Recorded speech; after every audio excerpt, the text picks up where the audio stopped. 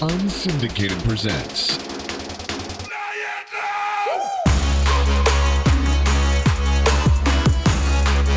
Off the Air with Sean Belegian.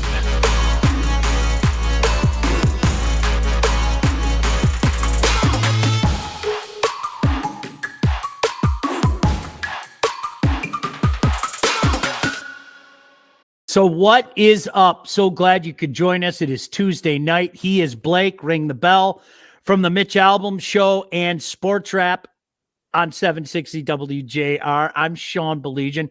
Blake, here it is. What is it? February 20th and NC2A football, all about the news today. I love every second of it.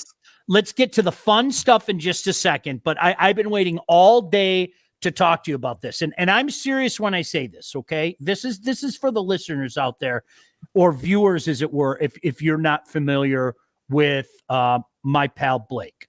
I love Blake for many reasons. The biggest reason I probably love Blake, no offense, Blake, is he is a college football nerd. Mm-hmm. And college football nerds all have like a way of gravitating towards one another.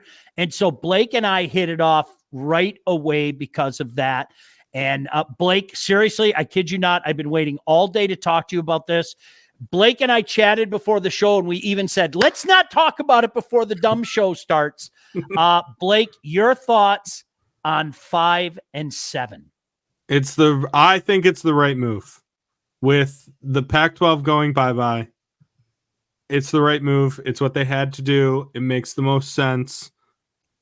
I love the fact that they're still like keeping in the home games for the top or the second 4 seeds with the buys and everything. Love it. I think that's going to be incredible. Like we could have a Michigan or a Michigan State home game where a team from the South has to come north in December. That is like a Big Ten fan's wet dream. Absolutely. Like it's incredible. So is it perfect? No. But is it a step in the right direction? And is it what they should have done? 100%. I agree. And by the way, Ben is another, I know, big college football fan and the voice of the Motor City Rockers. More on the Motor City Rockers coming up later in the show. Head coach Gordie Brown is going to join us. The thing that I love, absolutely love, Blake, is that what you spoke of, okay? The potential of a 5-12, 6-11, 7-10, 8-9. Can you imagine the 6 seed Michigan hosting Mississippi? The 8 seed Michigan State hosting Texas A&M. I mean, that's the kind of stuff. And you bet your sweet butt that I would be sitting in Spartan Stadium the second week of December watching that. No doubt about it. That would be unbelievable. Well, the only thing is, after last year, Michigan State might want to play it at a neutral at Ford Field and, take away a home game. You had to get that out there, didn't you? I hated that from the start, so whatever. I get it. I got it. I don't have a problem with it, but yeah, well, then again, now that I think about it, where would I rather sit on December 13th? Spartan Stadium or Ford Field? Now that I think about it, hello, Ford Field. Well, I think too, that's part of this deal from what I read, like for a team like a Michigan State, that is an option. Like you can pick like an NFL stadium that's close, or like say Cincinnati makes the playoff again. Cincinnati could say we're going to play at Bengals Stadium instead of at Nippert, which I would hate. Historic Nippert. It has to be at historic Nippert, but Can I throw out at you though my one red flag, and it is a small red flag. Mm-hmm. And I understand that the likelihood of it happening is very small, but it's happened before. And I will even use our beloved conference as an example. Blake, go back with me, if you will, to 2012. You Okay. had Ohio State on probation. You had Penn State on probation. This Mhm. was in the days of the debacle that was known as Leaders and Legends, okay? And Wisconsin wins their division by default, mind you, with a 7-5 record. They win their Mhm. division with a 7-5 record. They move on to the Big Ten title game against Nebraska. Everybody and their brother thought that Nebraska was just going to run them. If you remember, what was it, like 70-14 or Yeah, something? they like waxed them, and they had like waxed. 800 yards rushing. It was insane. It was Tommy Frazier, Lawrence Phillips Yeah. all over again for my generation. I mean, That was they just, Melvin Gordon, right? yeah, they ran all over them. Yes. Okay. Wisconsin won the Big Ten at Mhm. 8-5. Wisconsin won the Big Ten at 8-5. One of my biggest complaints, and it's happened elsewhere. I remember one year back in the old Big 12, it happened. I think it happened in the ACC one year as well, where the team from the lesser division found a way to win the game. Like I made the joke, like, Blake, let's play a game of pretend. Kirk Ferentz wakes up the morning of the Big Ten championship, and as he's getting out of bed, he slips and falls on the hotel room floor and bangs his head really hard. And when he wakes up, all of a sudden, he knows how to run an offense. Yeah. And Iowa pulls an upset against fill in the blank. I don't even want to be disrespectful to any school. Iowa pulls an upset against fill in the blank, and Ohio State, and we all hate them. there you go. Okay. Yeah. So Iowa do we really want to make an automatic bid for a fraudulent 9 or 10 win Iowa or Mississippi State or whomever? That's my small concern. Okay. I know the likelihood of it happening is small, but it's happened before. Yes, Could but you the imagine college, 8-5 the nerd in me Wisconsin? wants that. Oh my God, it'd be incredible. Iowa playing, I don't even know who, in the college football playoff. Yes, I do actually want that. That scenario, and they would get the 5th seed. In all likelihood, they would get the 5th seed and have to play, I don't know, number 12 Louisville. Whatever the case may be. I've always been hesitant to just hand the conference championship the automatic bid. I've always been hesitant. I know 99 times out of 100 it's going to be legitimate, okay? I just worry about that one time. And this is the only place that the purist in me is going to scream, because I think I've been one of those guys, even now as an older fan, this NC2A has had to be forward thinking for the past 20 plus years. I mean, some of this stuff is so overdue. It's unbelievable. And don't even get me started on Bill Hancock. But with that being said, I just think that would be a travesty. But the realization that you and I and all college football elitist nerds have to deal with now is 9-3 teams will get into the playoff consistently. Yes. Like SEC and Big Ten, 9-3 teams will get it. Absolutely. So the scenario you're talking about isn't that crazy, but also it won't look that weird because there will be 9-3 teams that are in. I'm one of those people, Blake, that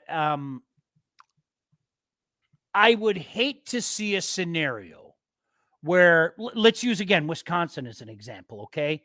8-5 Wisconsin finds a way to pull off the upset in a Big Ten championship game, and you are keeping out a darn good, 10-2 Florida State team. They didn't get in because of it. You know what I mean? Mm-hmm. Sorry, Florida State. You guys didn't deserve that, especially after what happened a couple months ago. But you know what I mean, Blake?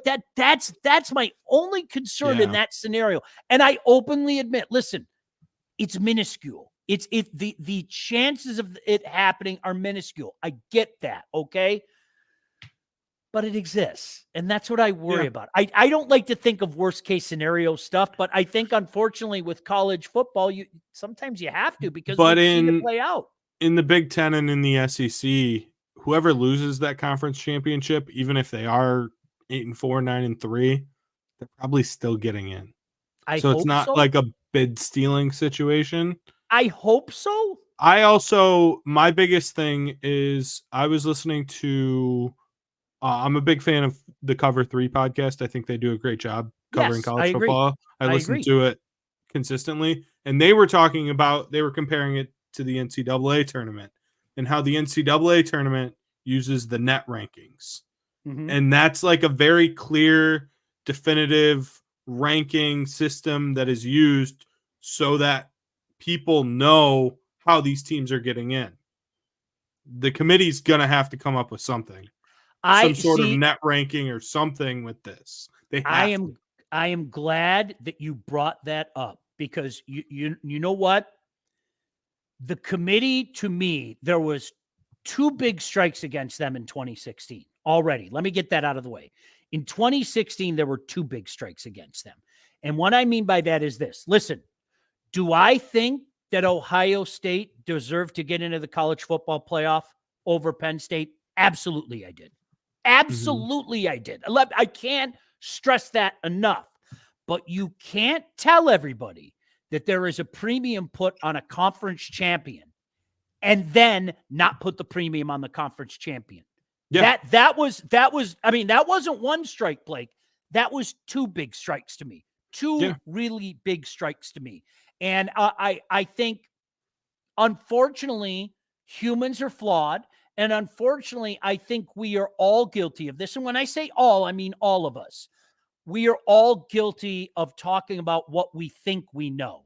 And that drives me. Well, this team, what based on what? Mm-hmm. You know, how many times have we had that conversation? Listen, Michigan fans, you guys are going to get punked by Alabama. Based on what? Seriously, based on the past? Well, if you want to say that, I don't know what that has to do with this Alabama team and that Michigan team, but based on what? And that's what part of my frustration during the BCS era was taking things based on what we surely know.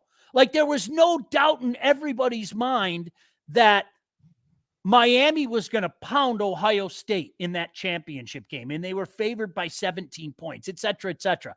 What we think we know and what is are 2 different things. And I think, in my opinion, I've seen them kind of fall back on what they think they know. Does that make sense? Yeah. Yeah, and that's why I think they have to have the BCS was obviously flawed. But at the same time, it was clearer than what the committee was doing. Sure. So we need something clear and definitive, like a net ranking, so that we know what they're looking at. Because that it eliminates some of the controversy. Because there will still be controversy, 100%. Oh, there's no question. Nezzy said that format won't last once the big and the SEC runner-up see the ACC championship, a champion getting the bye over them. That will be an interesting scenario, no doubt about that. Derek brings up one of my favorite examples, Boise State, and one of the most classic Statue of Liberty play. Everybody remembers that, one of the most classic games ever. And they were going to get run by Oklahoma. We all know how that worked out, you know? That game, I liked college football before that game. That game made me love college football. Oh, absolutely. Like that was my age where I was like, oh, this is awesome. Yeah. Like, this team isn't supposed to be here. That was the moment. I still contend, we all know what happened to Florida State in the bowl game. I mean, it was an absolute debacle. I don't know what would have happened had they made the playoff, and neither can you. I mean, and the same argument can be made for that Oklahoma team that was devastated that they got, if you will, slated down, so to speak. Listen, want to tell you about our friends at Wealth Advantage. All right. We got a busy show today. Look at those 2 handsome fellas. There they are. Mike and Jeff Husak. Are you ready to take charge of your financial future, look no further than the Wealth Advantage Group, located in historic downtown Northville and owned by those two guys, Mike and Jeff Husak, with over 20 years of industry experience. They understand that your financial goals are as unique as you are. That's why they offer personalized expert guidance to help you navigate the complexities of financial planning. Now, whether you're saving for retirement, getting ready to sell your company, or already in retirement, they can help guide you through every step of your financial journey. They work with clients throughout all stages of life and have clients in over 20 states. The investment world is a complex one, so if you are ready to start taking your finances more seriously, it might be time to work with the experts. They're great guys. They're friends of mine. Reach out to the Wealth Advantage Group at 248-773-8574. I'm also a client. Or view their website at www.thewealthadv.com. And really appreciate those guys being a part of what we do. Real quick, before, by the way, I know what would have happened to Florida State. They would have been the 4, and they would have fallen to my Wolverines. Yeah, there's a really good chance that would have happened. There's a really good chance that would have happened. It's funny, Blake. I'm gonna just for a second go to the Sparty roots for a heartbeat. You know what game I never play? I never play the 2013. What would have happened if the playoff was 1 year earlier? I don't know what would have happened. I know that Michigan State team could play with anybody. I know what I saw with my own 2 eyes at the Rose Bowl. But I have to practice what I preach. I can't stand playing the what if game. And I think, unfortunately, so much of college football is predicated on what we think we know as opposed to what we know. And it drives me out of my mind because, I think what we think we know is, I think a lot of people thought that Alabama was going to knock off Michigan. And a lot of people thought that Texas was going to knock off Washington. And somebody forgot to tell the Huskies and the Wolverines that. And that's the kind of stuff that drives me crazy. I know it sounds simplistic, but it's why they play the game routine, And that's something that has always bothered me. But let me clarify this, okay? I love this. I really do. I love this. I wish that they would show the courage to do what they do in D2. The D2 playoffs are absolutely breathtaking.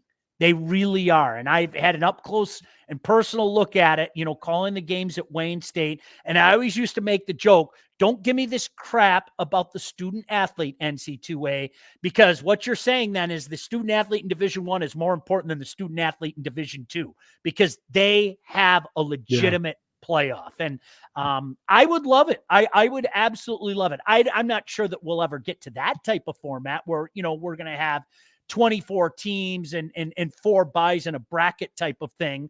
But as Ben said, D2 postseason is insane. It's outstanding. And you know what it does? It lets you prove it on the field, because Wayne State was the last team to get in 2011, and they went into a place that everybody thought that they were going to get curb stomped, and in a driving snowstorm pounded St. Cloud, and then pounded Nebraska Kearney, and then went up to Duluth and won there, and then beat the team that was everybody's favorite in Winston-Salem as well, all on the road to punch their ticket to the national championship game. Decide it on the field, for goodness sake. I know we throw it around there too much, but this is, I think, one more way that we are at least deciding it on the field, Blake. 2 years, we'll have 16 teams. I think it tops out there. I think it tops out there. I do too. One I think 16 will, but in 2 years, we'll have 16 teams, because these high-end Big Ten and SEC teams will be sick of not having the revenue from that extra home game. And the TV deal will want more games. So 2 years and we'll have 16. I still love the fact that the other bowl games hang around, and I know you do too, and you and I might be in the minority there, pal, honestly. And it's funny, my daughter, Lauren, if you're watching, I promised my daughter, if Coach Smith gets Michigan State into a bowl game next year, we're going to go wherever it is. I don't care if it's the Pinstripe Bowl. I don't care if it's the Citrus Bowl. I don't care where it is. That's something that, just to go get the experience. And would it be sick of Would it be sick if I hope it's the Quick Lane Bowl? Yeah, I wouldn't. I wouldn't say that though. That would be mean. I wouldn't say that. You already I would said never it. say. I didn't say it. Such I a said, jerk. would it be mean if I did? Such a jerk. No, but I mean, and we talked about that. Like, how cool would, like, seriously, think about that. How just a family vacation. Come on, all right, we're rolling down to Orlando for, 3 or 4 days to go see the Spartans play. Are you kidding me? That's tremendous, Yeah, There's I agree. better places than Orlando. You're also excited. Speaking of NC2A, what a terrible segue that was. But speaking of NC2A, you're all fired up, and I'm fired up as well. There's a new video game coming out. I'm so excited. So I think it was over the weekend. It might have been like right before or right after we were live on Saturday that the teaser came out for the new EA Sports college football game.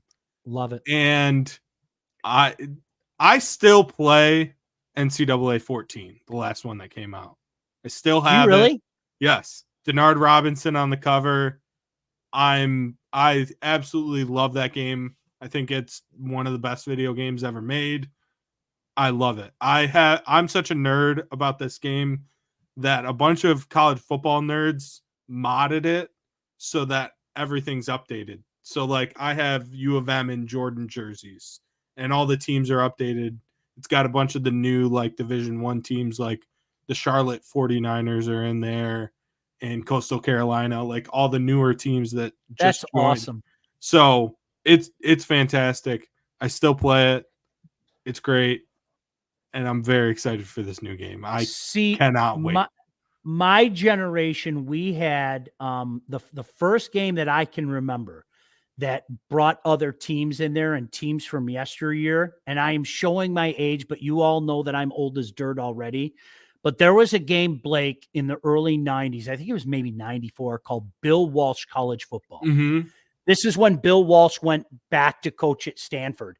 And I thought it was the coolest thing on earth that they had all these like classic teams in there, the 78 Washington Huskies, the 1980 Michigan Wolverines, the 1991 Miami Hurricanes. And dude, I thought that was the coolest thing on earth. And of course, there was no likeness that looked anything like, the jerseys or anything like that. But it was so cool to go look at it. And they didn't have the names of the players and everything. But I thought that was the coolest thing ever and a very underrated game. I really like Bill Walsh's college football. You would look at those graphics now, like you should almost look them up and just look at those graphics because you would just giggle. They're so bad. They're just so bad. Oh, I mean, even compared to now, the NCAA 14 graphics are horrible, but it's just, I love college football and I love like building my team. And like, I would always start at like a lower level team and like work my way up and like make them the national champion and then move on to a different school. I love it. It's my favorite game of all time. Winning the Heisman and all of it. Can I tell you my favorite game of all time? And I think a lot of people my age would say this, including our buddy Dave Peabody, who actually chimed in on this from Legacy. NHL 94. And I'm sure your generation is sick and dog tired of people like me talking about it. It was life-changing. I'm not even being funny. I mean, NHL 94 was like next level. And it was, I can tell you, Mike and I used to pull all-nighters all the time. We would just play all stinking Montreal versus New Jersey. Like just constantly, just played constantly. That game was like life-altering. It really was. More on this in just a second. I know we have a guest coming up. I want to talk to you about Legacy. As I mentioned, Dave Peabody, one of the great guys with Legacy. Shout out to Joe, Alex, and Dave. Did you know that thousands of Metro Detroiters have already called Legacy Partners to get help with their home and auto insurance? Our friends at Legacy Partners are one of Southeast Michigan's top independent insurance agents and provide a full-service one-stop solution for all of your insurance needs, personal and business, large and small. Legacy has helped our listeners by fixing mistakes other agents have made, asking the right questions to get the right coverage put in place to properly protect you, and help save you some money at the same time. Chances are, if you haven't checked your policies in the last year, you're probably paying too much, and you could be underinsured as well. What are you waiting for? Give Legacy Partners a chance to help with your home, your cars, life insurance, Medicare enrollment, or your business insurance needs. Give them a call today at 586-209-4106 or visit legacypartnersins.com. Get started with your new quotes, and Dave Peabody will tell you why NHL 94 is the greatest game in the history of mankind. See, I'm telling you, you guys, Blake, your younger generation have to hate us because Ben just jumped in. NHL 94 is the best game on the planet. Like my generation, and I'm a little older than Ben, we swear by it. And you guys have got to be sick and dog tired of hearing about it. They did in one of the recent NHL games. They added an NHL 94 mode to it. So it was Are you serious? Yeah. I think it was in NHL 2021, I want to say. Something like that. Yeah, they added an NHL 94 mode so you could play NHL 94 on the new game. But the other game I wanted to bring up real quick that is I still love to this day is on the PS2. What? NBA Street Volume 2. Oh, I remember that. And I'm not a basketball guy at all. NBA Street Volume 2 was incredible. It was perfect. It was so much fun. You know the best part about playing those games too? Let me ask you, did you ever do this? If your team lost in real life, did you ever get really mad and go play the computer afterwards and just beat the crap out of the computer? I love seeing after the Lions lost in the playoffs, there was people posting videos of just them beating the crap out of the Niners 250 to nothing. You had to make them pay. You had to make them pay. Going all in. There's no other way to say that. You had to make them. I used to make my little brothers play me after losses, and they'd go, "Oh, did your team lose?" And I just say, "Sit down and take your beating. Just sit down and take it. I'm going to beat you, and it's going to be ugly." And the greatest thing known to man is when you're playing an adult and they're so humiliated, they get up and press the reset button. Oh, yeah. You took their soul at that point in time, Blake. Let's be honest. Their soul now belongs to you. I think, all right, too, when this game comes out, I might have to, live stream it a little bit on off the air. Do you want to do that? Coach Blake. Is there a way we could do that? We could do that. We could probably do that. It'd be awesome. Can we get to real life for a second? Yeah, I guess. A buddy of ours is joining us. Gordie has been a coach in the area for many years now. He's going to get mad at me for saying this, but a prolific hockey player himself back in the day at Brighton High School with a rich history, certainly with Brighton. And he's doing a heck of a job now as the head coach of the Motor City Rockers, winners of 3 straight. Big weekend coming up. Let's welcome him in, the head coach of the Motor City Rockers, my pal Gordie Brown. Gordie, appreciate you taking the time. How are you, my friend? I'm doing great. Been obviously watching and listening, and it's interesting to see you talking about the 94 Sega, and I'm a 93 grad, and I believe there was a comment earlier Blake made about 93, so we won't go into that much more, but but I can think about, I think it was Yager, right? That you could come across the goal line, yet now Yager's still around, jumping in with the Penguins, doing his retirement and warm-ups, scoring goals. And I think when Yager was dominant on Sega 94, I think then he was, 41, 42 years old? Yeah. So, he's aged well over the time. So good to see him back out there. But yeah, I appreciate you guys having me on tonight. No, love chatting with you guys. And as I mentioned, a couple big games coming up. We'll get to that in just a second. But winners of 3 straight, including this past weekend. You had the home and home. Gordie, I know I've said this to you before. I love the home and home. I love the fact that your league rolls with the home and home. I wish the NHL would do more of it. But I'll tell you what, it not only is Port Huron obviously close in proximity, but when you have games like that, it really goes a long way to building a good rivalry with 2 relatively new teams, so to speak. Yeah, we're pretty lucky. with the distance. I mean, there's some other rivalries within the league that are probably, those guys are probably going 3-4 hours. But what I love to see is the fan base that follows. Yeah. I mean, you come in, we've had some nights where I got Port Huron fans in our building just giving it to me over the glass. Shout out to security to making sure I don't get anything dumped on me during the games. But, you know, it goes both ways. You see it in other buildings.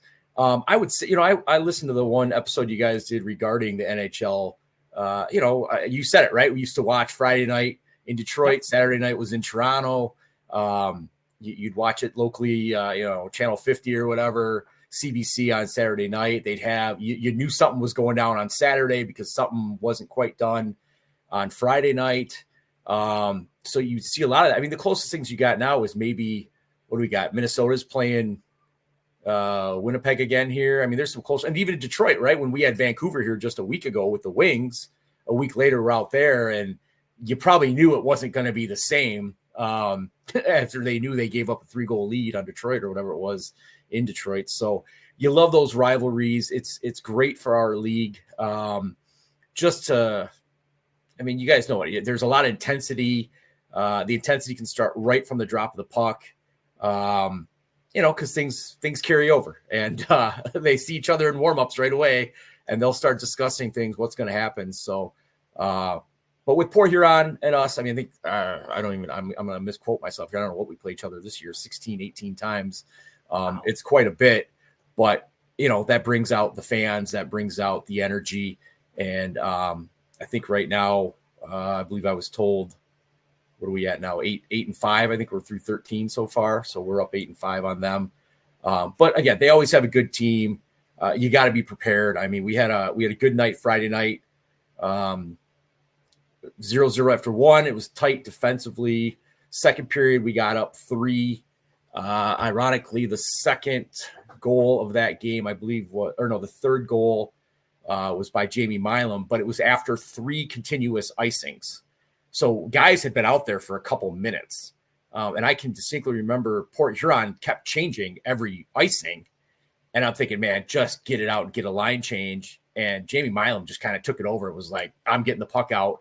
As he crosses the blue line, you can see him from the bench kind of like look at the red line. I'm going to dump it in. And he kind of looked over and was like, oh, this is a 2-on-1. And then he just was like, all right, let's head in. And he comes in and just buries it blocker side low. And I'm just thinking, just get the puck out. Like, I don't need a goal. Just get the puck out of the zone right now. So you got up 3 there. And from my perspective, I kind of glanced over at their bench and I could just see Port Huron kind of drop their head. Like, man, we just had these guys on 3 icings and they haven't been off the ice and they just came down and scored. Right. So awesome. You kind of feel that energy. We ended up getting up to 5 on them, you know, stopped playing for a little bit. They got a late one there.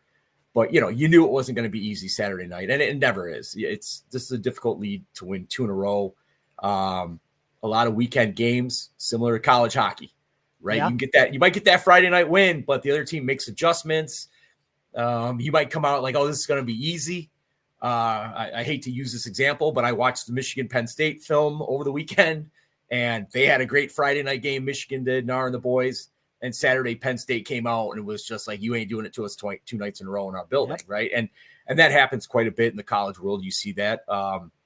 Again, I tend to watch all these games, and you know, Ohio State took it to Wisconsin twice, to number 4 Wisconsin over the weekend, so they definitely didn't let them come to their barn and do anything. But you know, it's great with these guys that this rivalry is just, it's been fun for 2 years. You know, it's been really fun. I know players on that team. You know, I can talk to guys. You know, Dalton Jay was trying to get his 500th point. If he did it on their building on Friday, we had agreed that they would all jump on the ice and the crowd would celebrate. And they came to me before the game saying, hey, you know, do you mind? And I'm like, no way, I don't mind at all. Like, that's cool. You got to be in this league a long time to get 500 points. You've earned it. Yep. Let's celebrate it. I'll hold the guys over on my side. You do whatever you're going to do. You know, cut the lights, put whatever your show is going to be, make the show happen, and then we'll get back at it, you know. So, fortunately, I think we held Jay to 0 points this weekend. So that worked out for us. He can go ahead and do that this weekend, wherever they're playing, and get to his 500th. I'm sure just like, you know, here we would love to have Kane get his 800th assist at home, but, you know, it happened on the road, and I'm sure they celebrate in their own way for that as well. Blake, what do you got for the coach? Coach, I have been seeing stuff from you guys all over my TikTok feed lately. Okay, that's already above my pay grade, Blake. I'm gonna stop you right there. So, I'm not familiar with the tickety talk, so I'm just gonna let you know. You're not gonna find me. I love it. You're not gonna find me on it. I can tell you that right now. Oh no, we got to coach on I actually have to ask my wife. Like, I'll be like, "Hey, can you find this for me?" So, but go ahead, Blake. So I'll do what I can for you from there. I think it's great that you guys are using that though, because from what you're saying, you have great atmospheres at the games, and it's bringing a different demographic and different types of people in to love hockey. And I was just going to say, shout out to TikTok. I think it's great, and it's a great way to grow what you guys are doing. Yeah, I mean, this year the marketing, the PR, just a great crew that we have. Some changes were made from the top. So Scott Brand came in, has hired a whole crew. Shout out to Connor and Parker and Taylor and Brooke. And I know I'm forgetting other people, and I apologize, but there's days, we'll do a Tuesday meeting and they're in there, and I'm looking around like, who are all these people? And you don't realize, at some point there's so many people behind the scenes. We get done with a practice. Here's 3 people by the bench doing things for marketing, right? Yeah. Getting it out there, getting ready, things going. And hey, we need this player and we got to shoot this. And I'm just like, all right, you're done with me. Good. I'm out of here. Let me head out. And you guys do whatever you do. And they do a really good job, right? You get that following. You get, let's be honest here. We know the social medias cover different realms. So, right, my dad's almost 80. He's strictly Facebook, right? He's probably watching right now through Facebook, right? You got your latest crowd. I think you just talked about video gaming. I doubt Sean knows, that's where the Twitch crowd is, right? They're on the doing the stream. Like, yeah, Sean don't know, Blake. I get it, but I found out. I talked to my wife too, Gordie. Trust me. I found out through children. So I'm like, okay, these are the different things. I use Twitch to watch the World Juniors because somebody in Canada was using it to watch it. I'm following them. Like, okay, I can watch the World Juniors this way. Great. I'm going to watch this person on Twitch who's feeding it. That's what I'm seeing. So it's great to see how they use it, how people will follow. I think really some of the players are surprised because we'll go on the road and players, I'll have people like, hey, can I meet so-and-so? And players will be like, well, how do I don't know who that is. Like, how do they know me? And I'm thinking, well, I don't think their girlfriend, so I think they're here on a good side. So don't worry about it. You can meet it. It's a nice person, and don't worry about it. So, but I think they're kind of in shock how far that travels. And as long as you keep it positive and upbeat, people want to meet you, and it's a great thing for the guys when they're on the road, and obviously when they're at home. The head coach, of course, kindly joining us, Motor City Rockers, his name, Gordie Brown. I want to include Ben and Brady as well. I know they do a great job calling the games, and they're always putting stuff out on social media. I think one of the things that I like about the way you guys operate, and Gordie, you have to pat yourself on the back for this, is you guys make yourself accessible. You're not afraid to talk to anybody about the game and promote the game that we all love. I mean, because what's not to love about the greatest game on earth, right? And you guys have a big weekend coming up, 3 games this weekend, 2 of them at Big Boy Arena. I want to remind people, go out there, support the boys, 7:35 on Friday, and then 6:05 puck drop on Saturday.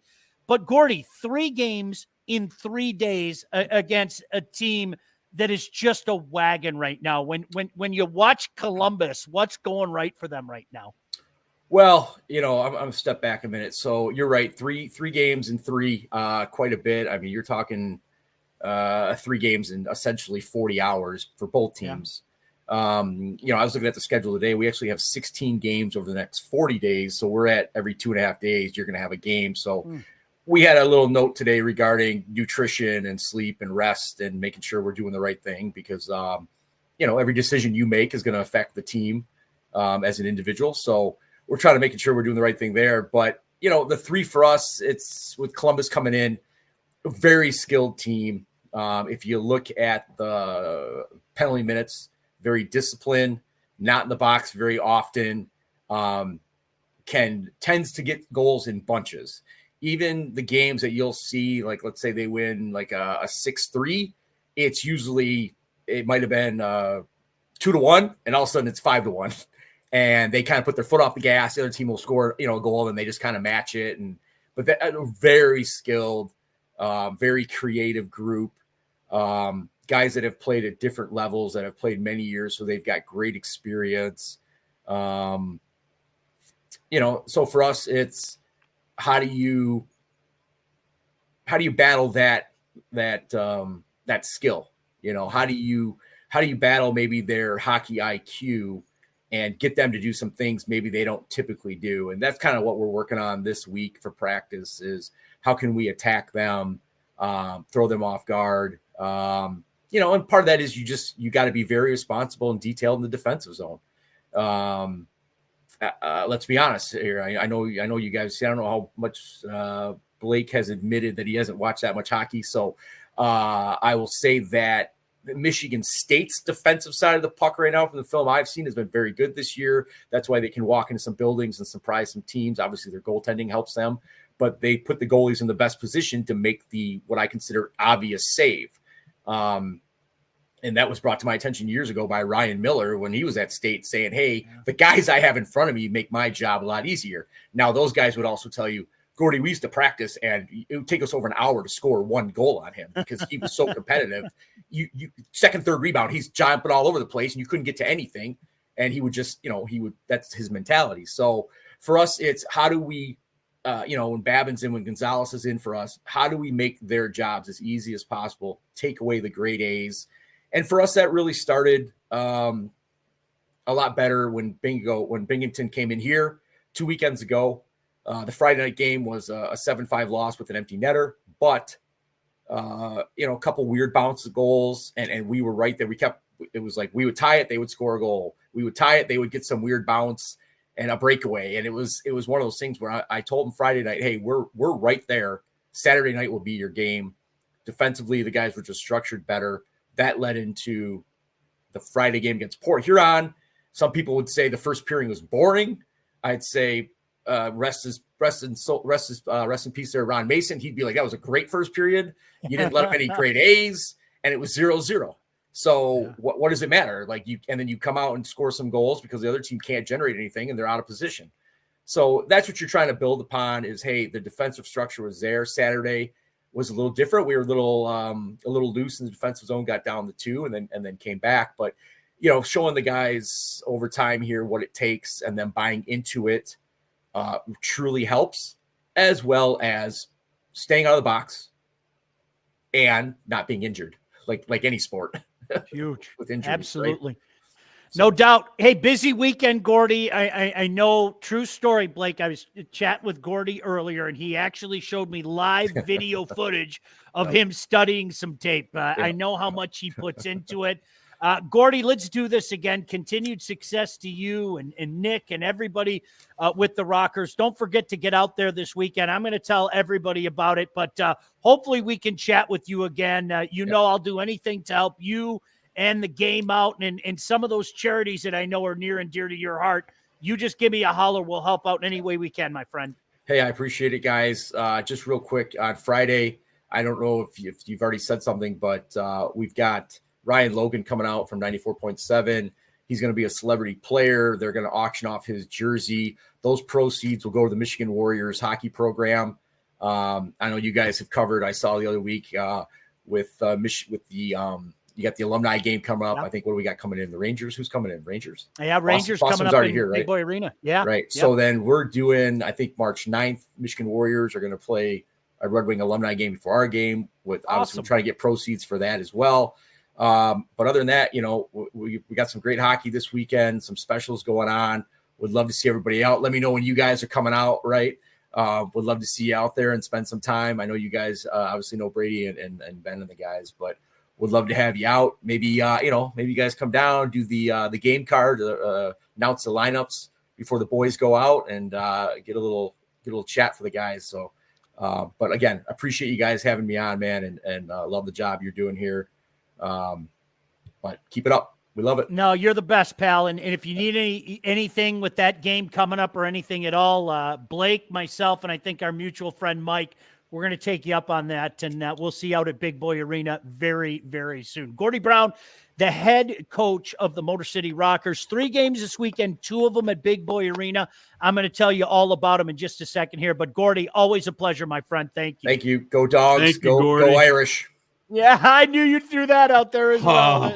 And it begins, doesn't it? You can tell Blake. You can tell Blake when that's off the air. So, hey, listen, Blake, put up that great logo again. This week, the Motor City Rockers take on the Columbus River Dragons. 3-game weekend after sweeping the Port Huron Prowlers last weekend. The Rockers look to continue their win streak against one of the best in the league. Friday night, how about this? $2 beer night, 7:35, presented by Labatt Blue. During the game, there will be selected areas for you to go purchase beer for only $2. As Coach mentioned, WCSX Ryan Logan will be taking shifts during the game. You don't want to miss that. Saturday is Faith and Family Night. You and your group can get 4 tickets for only $40. That is the best price in town for some good old school hockey. The first 300 people that enter the game will get a unique purple Rockers wristband that says Motor City Rockers on one side and Faith and Family Night on the other. Puck drops at 6:05. Sunday is Sunday Fun Day. The promo for the night is 2 tickets and a bucket of beer for only $40. That is the best way to not just celebrate the week you just had finished, but the best way to watch a hockey game on a Sunday afternoon as well. For all ticket information, you can go to rockershockey.com or you can contact Connor Jakacki by phone or email for any groups, suites, or tables you would like for the night. The number is 313-944-0625. That's 313-944-0625. Or you can reach him through email at connor@rockershockey.com. And as Ben mentions, all 3 games this weekend here. It should be a blast. There's no better way to measure yourself than against one of the best in the league. This team has been on fire. And Gordie's a proud Brighton Bulldog as well. So he had to throw out the Gold Dogs out there, Blake, as well. So appreciate. I don't know about that whole Go Irish thing. I don't know if that was a Notre Dame thing. I can explain that to you. I think it's for our mutual friend from Ann Arbor Father Gabriel Richard High School. Okay. Out in the Ann Arbor way, our buddy. We were talking Lou Holtz. So yeah, good stuff, no doubt about that. So yeah, we're looking forward to that. You know what? Can I get to some of the comments, Blake? Because some people, you can do whatever you want. It's your show. It's our show, friend. It's our show. Can we say that? It's our show. I mean, after all, I do have to say where you're from and everything, right? That's true. I'm important. That's all. Yeah. Blades of Steel. Somebody brought up Blades of Steel. That was an epic game. Ryan said, hard to compare eras of video games. I think the franchise mode and gameplay of MVP Baseball 2005 make it my personal favorite. Create a ballpark. Who wouldn't want that? That's a great point. I would have made smaller hockey rinks like the Boston Garden and the Auden Buffalo. I would have just made smaller hockey rinks and just let all the boys know, look, boys, you're in for it tonight. It's going to be a rough night. No doubt about that. So, so those were some of those Madden games. It's almost like, Blake, we're so accustomed to Madden being like great that we almost neglect talking about how great Madden is. Does that make sense? Madden over the last 8 years, though, it's not great. I have this year's Madden. I play it. It's eh.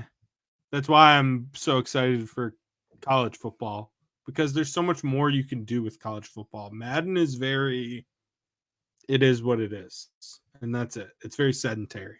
If my son is watching right now, I think we fell in love. Was it The Show in 2015? Was there MLB The Show? Does that ring a bell, Blake? Are you familiar? Yep. He would routinely pound. Well, and I mean pound me when we would play. But then I found, and there's always a glitch, right? There's always a glitch in these games. Mm-hmm. I found that when I played as the Boston Red Sox and used the late Tim Wakefield as my pitcher, and he was just throwing a steady diet of knuckleballs, I would beat Jack every time we played, to the point where he said, Dad, if we're ever going to play again, you cannot be the Boston Red Sox and you cannot use Tim Wakefield. But because I'm telling you, every time I played him with Tim Wakefield and the Boston Red Sox, I beat him every single time. It was amazing. I have NHL hits on my PlayStation 2 as well. And it was like the Red Wings like super team was the year that it came out. That game's great too, because it's just so over the top. Like you're just like getting in fights and just all the checking and everything. It's great. The announcers say like something right on the edge of being very inappropriate. It's awesome. It's incredible. I know. I can't believe they made those games. We were talking about it earlier. Like, I don't know if you've even played NHL 94, but there was a move that was unstoppable in that game. Backhand, pause, forehand, score. I'm telling you, it was unstoppable. And it was funny because Dave said he and his buddies had a rule that if you used the move, you got punched. Like, and that's a totally legitimate move. Yeah. Because again, that was the glitch in the computer. Like, and some of the guys that I played didn't know that. And they would go, man, how do you score on that same play every time? Oh, no. I knew exactly what it was. You think I'm going to tell them my secret is I'm pounding away? No way am I going to do that. No shot. No way are we going to do that. So again, I want to remind everybody 3 games at Big Boy Arena this weekend, Friday night, Saturday, and Sunday afternoon, a matinee game. Love them. Absolutely love it. How great was it to watch the Wings the other day, that matinee game? Just, I know for you were probably busy with work, but had it on in the background. There's nothing like it.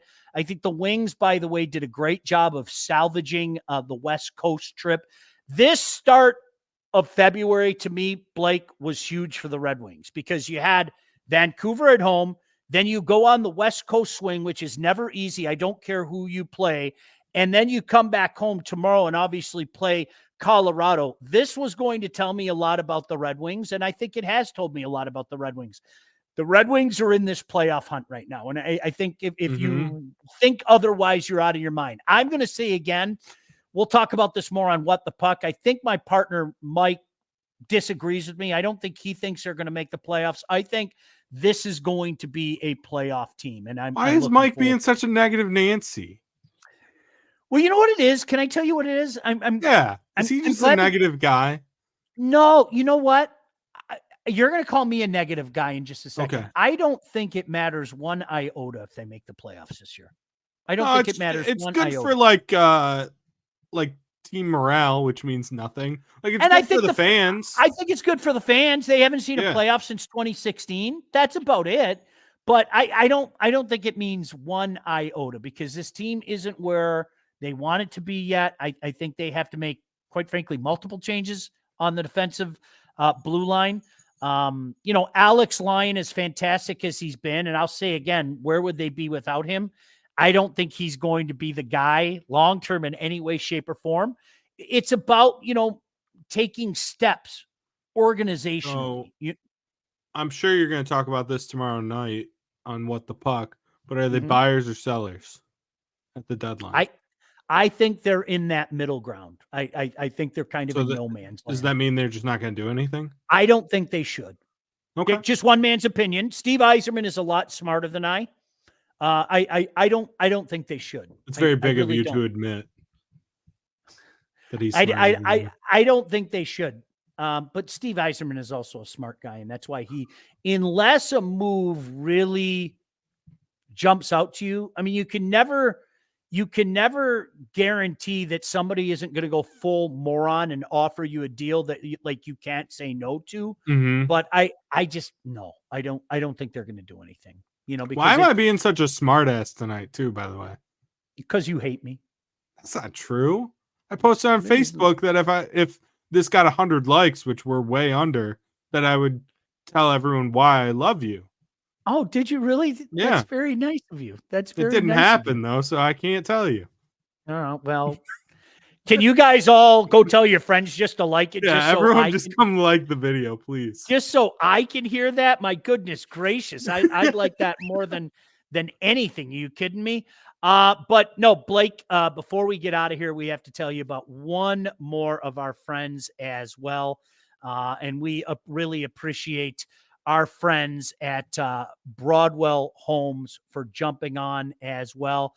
When it is time to move, whether it's your house, whether you're buying, you're selling, both, you need to contact an agent that gets it. And the agent that I recommend is Lindsay Broadwell. Your house is probably the biggest investment you'll ever make, and that's why you need a pro. Lindsay grew up on the mean streets of Northville and has expanded her team all over Southeast Michigan. She is an expert in all facets of the business. When it's time to move, Lindsay and her team will make sure you get the most out of your house and that everything goes smoothly when finding your new home. Buyers, sellers, first-time buyers, doesn't matter. Make sure you contact Lindsay at BroadwellHomes.com. She will help you with everything from start to close.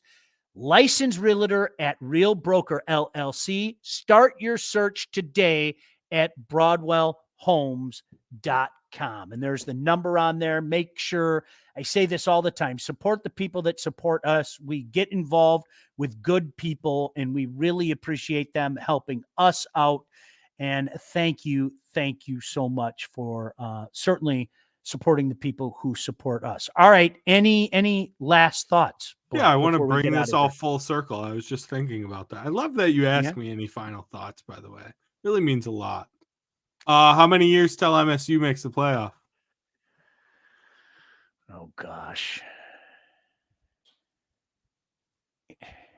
How about, you know what? I'm going to go with 3. How's that? I'm going to go with 3. That's aggressive. I'm going to go with 3.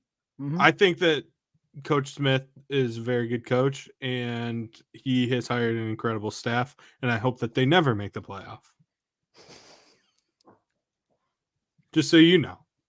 I walked right into that, didn't I? You did. I walked right into that. He's a really good coach, man. I'm not nervous, but I'm not excited either. You know, it's interesting because I think, I mean, let's be honest. I mean, you guys know who I root for. I don't exactly hide it. I was terrified of Rich Rod. I'm not going to lie. I was terrified of Rich Rod. I saw what he did at West Virginia, and I thought to myself, what might he do at Michigan? Until like his stubbornness lasted until year 2. I mean, the whole running that defense the way he did in the Big Ten was mind-boggling. It didn't take me. Do you understand? People would call my radio show and call me and Killer idiots because, like, we would say this is the most moronic thing. You just don't know football. Yes, let's run the 3-3-5 in the Big Ten. That'll go over real well. Especially that era of the Big Ten. Wisconsin Badgers, right? Yeah. Where that's all they want to do is just give them the chance. And quite frankly, Michigan State, remember Javon Ringer in that 08 game? I remember telling my kid, he might run for 500 yards today.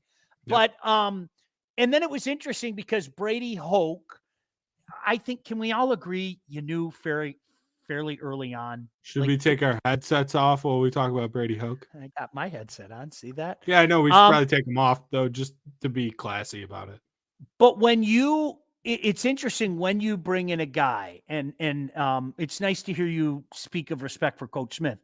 I told anybody that would listen when Coach Harbaugh came on, as much as I poked fun at Michigan, and I did, openly admit it, okay? And I think you guys are all big boys enough to admit that you deserved every last bit of it. One of the things that jumped out to me when Coach Harbaugh came to Michigan was it wasn't if they were going to win the Big Ten, it was when they were going to win the Big Ten. And, you know, it took longer than anybody thought, but let's be honest. Did anybody think national championship really and truly? And for him to deliver, dude, it's amazing what a good coach can do. It is amazing what a good coach can do. And it is amazing what a good coach can do when he's not getting all those 5 stars. You mean a coach can actually coach players up and get more out of them? Huh? Yeah, I was told that couldn't happen. Coach Smith's a really good coach. I think hope it so, doesn't work out. By the way, speaking of really good coaches, MSU lost to Iowa. Does that surprise you? No, but does that surprise you? No, I'm more surprised that they were 9.5-point favorites. No, not surprised at all. Not surprised at all. Can I throw this out there though, honestly, before we leave? Yeah. Do you really want Michigan State to suck? And I'm being serious. Do you want Michigan State to suck, or do you want them to just be inferior to Michigan? Inferior for sure. I don't want them to suck. I want them to be like right on that edge. I feel the same way about Michigan. Yeah. Like right on that edge, like competitive, but not great. We all win when there's a viable Michigan and a viable Michigan State. Yeah, I mean, look at how bad the basketball rivalry is right now. It's horrible. Because Michigan's horrible. We like if I have no problem, I want Michigan to go 4-8. I don't think the wins mean as much, man. Let them go 9-3 and let one of those losses be to Michigan State. No, like the football win this year didn't even feel good. It's weird. It didn't feel good. I agree with you. I remember the 1 year where I think we all tried to make it happen. And I think I brought this up to you back when they played in October. This reminded me a lot of 2014. We tried really hard to turn Michigan State into a thing, but everybody knew in the back of their mind there was going to be no game. Everybody knew it, right? But we tried. That didn't mean that we didn't try. And this year reminded me, anybody with half a brain in their head knew that this wasn't going to be a game. And then you get all the wiseacres out there that inevitably play well, that's why they play the game and anything can happen in a rivalry game. No, not in a case like this, or not in a case in 2014. So I don't like those games, Blake. I'm being serious. I want to beat a good Michigan. You know what I mean? Yeah, like it's the same. Like I want Ohio State to be an 11-0 team, and I want to rip their heart out and laugh as I throw it at Ryan Day's face. That's what I want. We went too long tonight, pal. I don't care. I hate Ryan Day so much. This is what happens when you're talking about hockey. We talk and college football. Yeah, hockey and college football. We were screwed from the start. 100%. We might do a 2-hour show then tomorrow. Make sure you check out What the Puck. We have 3 special guests tomorrow. Seriously, tomorrow's What the Puck is going to be awesome. It's going to be Patrick Eves, Eric Cole, and Aaron Ward are going to be joining us tomorrow night. So looking forward to that. We have a lot more coming up. I don't even want to tell you some of the guys we have coming up. I've already talked to a current NHLer. I'm going to tease this again. A current NHLer who's not very liked that said he's going to come on. One of the biggest enforcers of all time is probably going to be on the week after. I told you about that one, right? You haven't told me anything. Isn't that typical? All right, listen, thank you. Make sure you tell your friends about the idiocy that we are shelling out there, like Melissa does. That's my boy. That's my boy as well. Thanks, Mom. So we have that in common. Listen, for my pal Blake, I'm Sean Belegian saying peace. We'll talk to you soon. Off the Air with Sean Belegian, featuring Sean Belegian and Blake Matrazak. Produced by Todd Losey and Blake Matrazak. Executive produced by Sean Belegian and Todd Losey. Theme song, incidental music, and related sound effects are from Play It Loud by Jam Studio. Engineering, mixing, and graphic design support provided by the unsyndicated podcast team. Don't forget to like and subscribe to Off the Air with Sean Belegian on all your favorite channels. While you're there, be sure to rate and review the podcast. Got something to say to Sean? Call the unsyndicated hotline at 248-237-3257.